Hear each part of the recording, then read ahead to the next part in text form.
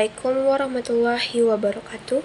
Perkenalkan, nama saya Sania Levika Fitri dengan NIM 24052058. Pada video kali ini saya akan membahas mengenai konsep gender dalam media sosial. Penasaran? Langsung saja kita masuk ke pembahasannya. Gender dalam konteks media sosial merujuk pada cara media sosial untuk menciptakan, merepresentasi, dan mempengaruhi pemahaman serta ekspresi identitas gender. Nah, media sosial seringkali menjadi ruang di mana individu menampilkan dan mengeksplorasi peran gender mereka, baik itu sesuai dengan norma sosial maupun secara non-konvensional.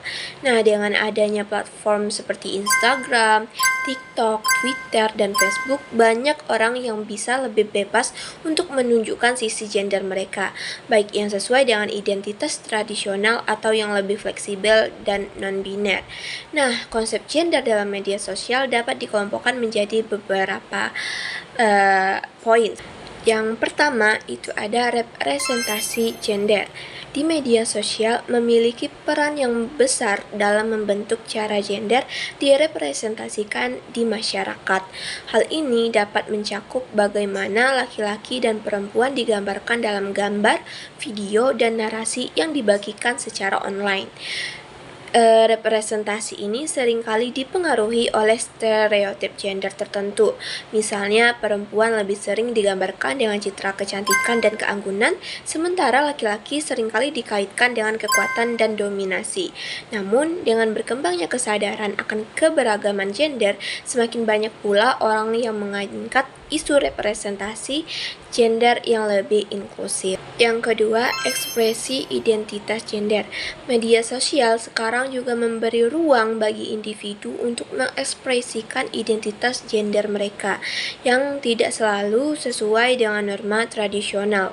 Banyak orang menggunakan platform ini untuk berbagi pengalaman mereka sebagai individu yang non-biner, transgender, atau gender fluid. Ini memberikan kesempatan bagi pengguna untuk memperlihatkan beragam identitas gender dan mengajak orang lain untuk lebih menghargai dan memahami perbedaan tersebut. Yang ketiga, sebagai norma sosial dan harapan gender. Media sosial dapat memperkuat atau bahkan menentang norma-norma sosial terkait gender.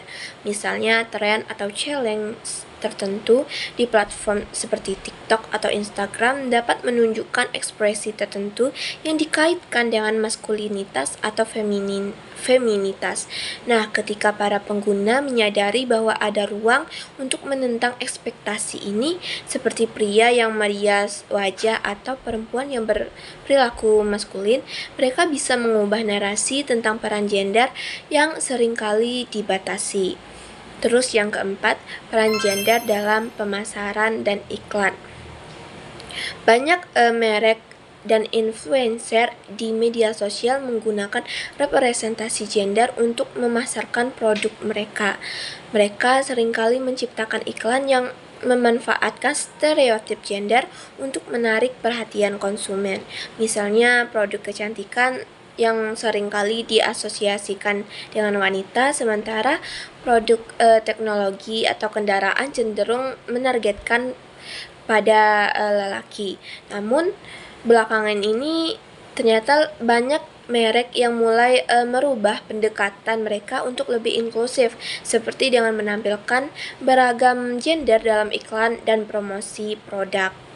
Contohnya terlihat pada penggunaan Instagram oleh influencer.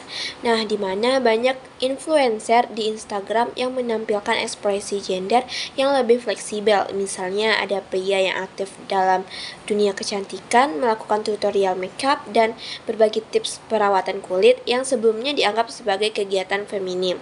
Pengaruhnya, hal ini ternyata sangat menentang stereotip gender tradisional karena makeup biasanya diasosiasikan dengan perempuan, tetapi para influencer lainnya membuktikan bahwa aktivitas ini juga bisa dilakukan oleh para laki-laki tanpa mengurangi maskulinitas mereka.